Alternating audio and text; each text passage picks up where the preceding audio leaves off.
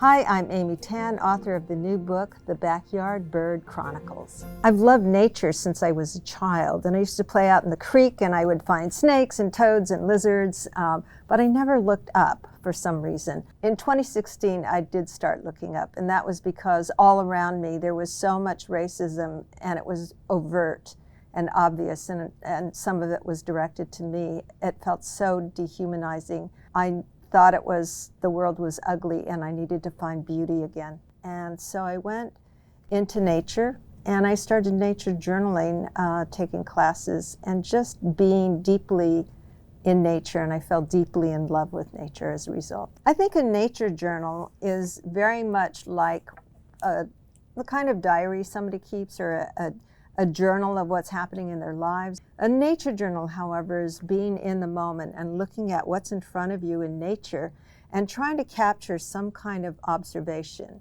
For me, it was a portal into my own curiosity and wonder and awe, and asking what I was seeing. Birds not just eating, something else is happening. Why is it eating this particular thing? Why is another bird coming over?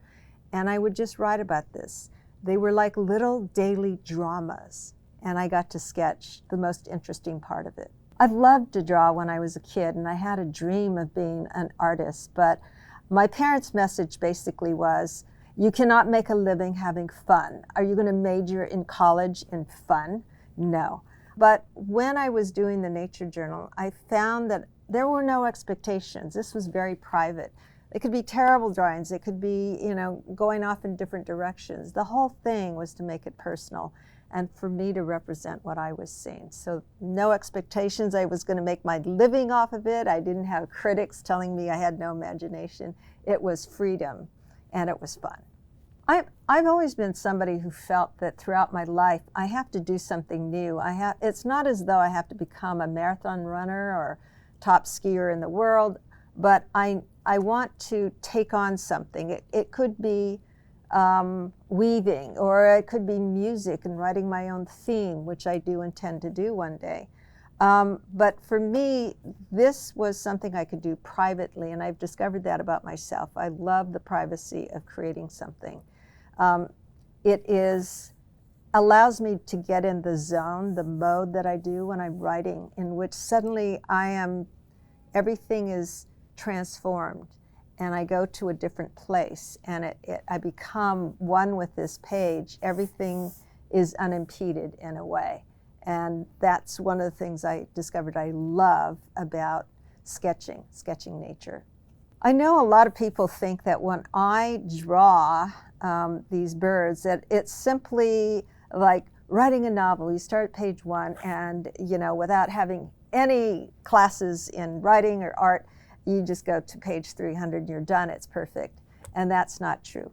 These birds that I draw, they represent probably 10,000 hours worth of practice, daily practice, in which I would just draw birds one after the other in different poses, positions. But I love doing that. I love revising. I love repetitive kinds of tasks where I learn something at each step. My world is so much richer because of the things that I notice about what birds do. I also feel that I am looking at human values. Now, I'm not trying to anthropomorphize these birds, but I'm asking the questions, what is love to a bird? What is fun to a bird? What is trust to a bird? Those might not be the exact words or context that a bird looks at those things, but what are the equivalents where I can get closer to the bird and the bird doesn't take away? So it was looking at our human emotions and trying to look at what the similarities and dissimilarities were. I started to look at behaviors of different individuals. So it'd be like I came to recognize they were little baby birds, they were fledglings, they were puffy. And I'd see them for the first time learning to fly. And you realize in your mind, oh, it's cute, it's going to soar down to that chair. But in a bird's mind, and this is what I had to do, was get into feeling I was a bird. You're on this fence looking down. It looks very high to you now, and you have to calculate what position you're in. You have to do the launch, propulsion. You have to measure in some kind of distance and land on this cage at precisely the right place where you can grab onto it. and I would see little birds miscalculate and fall. And they would do it over and over again. And you would see other little birds, the siblings, look to the one that went on before to try to do the same thing. So that was just one small example of the kind of thing where if you watch and pay attention every day and notice and ask questions, you can see this. And it just opened my world. I never write books with intentions for readers to do anything except to, I hope they enjoy the book. However, with this book, because it was such a fun book to do, an unexpected book, I realized that I had such great joy and a sense of simply being in the moment and being content.